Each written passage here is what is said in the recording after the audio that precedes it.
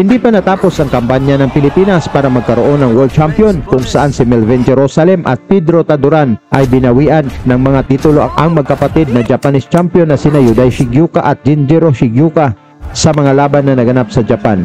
May isa ring Pinoy mga tol na lalaban sa Japan na posibleng maging World Champion. Ito ay ang undefeated na Oriental and Pacific Boxing Federation Super Flyweight Champion na si KJ Kataraha na rank number 1 sa WBO rankings sa Super Flyweight Division na may kartadang 17 wins, walang talo at 13 knockouts, kung saan itong si Kataraha mga tol ang paboritong sparring partner ni Naoya Inoue at Takuma Inoue sa paghanda sa kanilang mga laban. Ngayong August 24, 2024, si Kataraha ay lalaban sa Japan kontra sa kilabot na Mexican boxer na si Kinbun Torres na gaganapin sa Yamato Arena sa Osaka, Japan.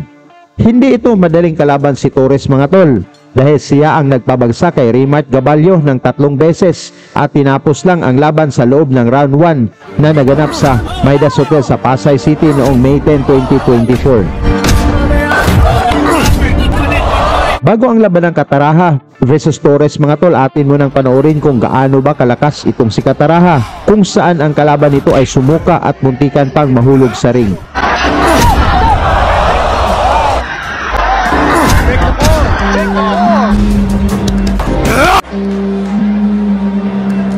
Nakatapat ni Kataraha mga tol ang Thai champion na si Wanchai Nyanghansa na dumayo pa dito sa Pilipinas sa laban na naganap sa University of St. Lasal sa Bacolod City. Sa pagbungad ng unang round mga tol, mga solidong suntok agad ang sumalubong kay Nyanghansa na naka-orange trunks at naka-white trunks naman si Kataraha. KJ.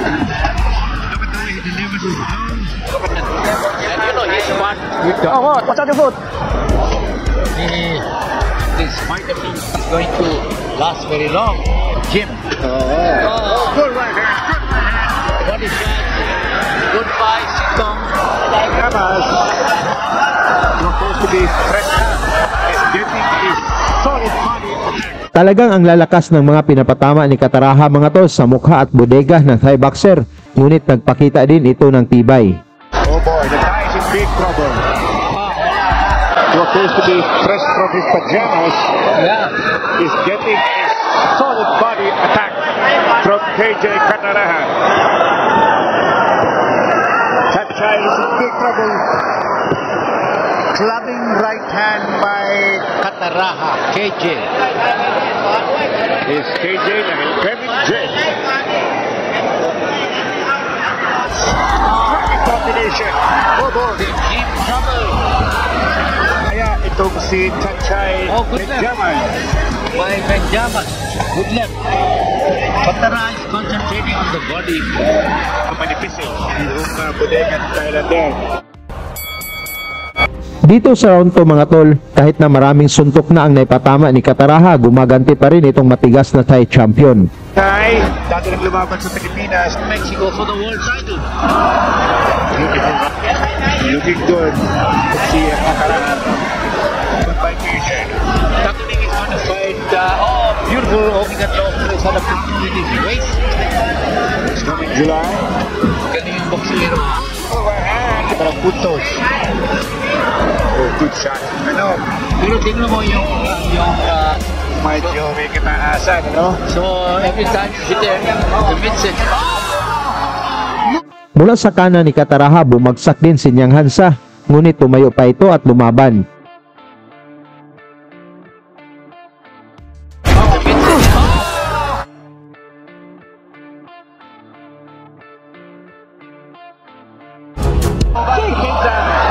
Overhand right. He got it there. Let's see if KJ can finish the job. Same. Scheduled for 8 rounds. Flyweights. Another good right. Sa round 3 mga tol, binanatan na ni Kataraha ang Thai boxer, ngunit nakipagsabayan din ito na gustong bumawi mula sa pagbagsak. Rally to the midsection by Kataraha. Kataraha on the left. One numero nitong Thailander. He wants another left. Oh, another cracking right hand. And he hurt the guy. He's holding on. He hurt him. KJ on the lumayo si KJ to gain confidence to job.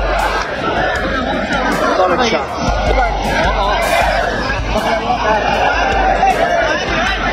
looking for the big punch. He's looking for the big one. Double jab. KJ. And the third.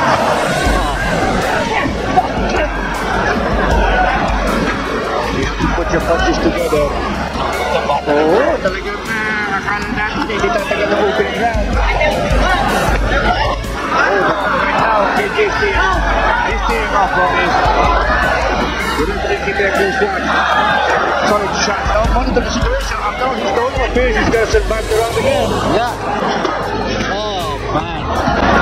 Oh, but he gave it a serious look. And he goes down. He goes down.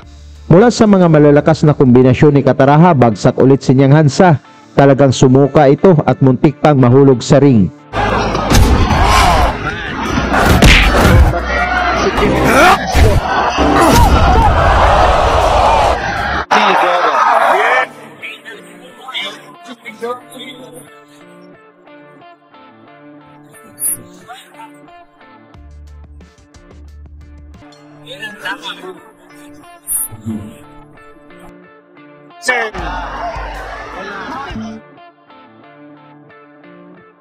Namilipit na sa sakit at nanghina ang Thai boxer, ngunit humirit pa ng isang round ang kanyang corner.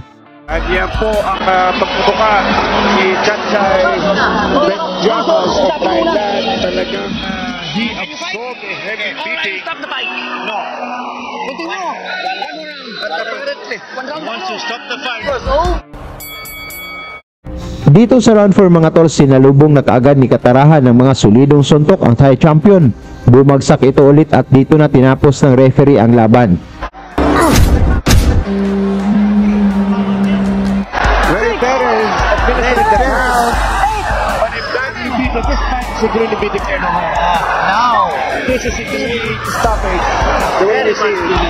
Hindi At the end of round number 3, it should have been.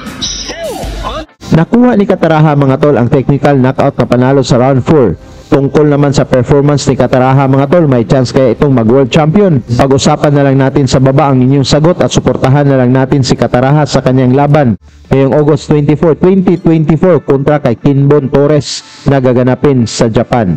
Lagi niyong sundan, huwag magpapahuli. Pag-usapan ay bakbakan, balita niya at laban. Mga Pinoy na di nagpapagapi. Salamat sa mga suporta na lagi nandyan.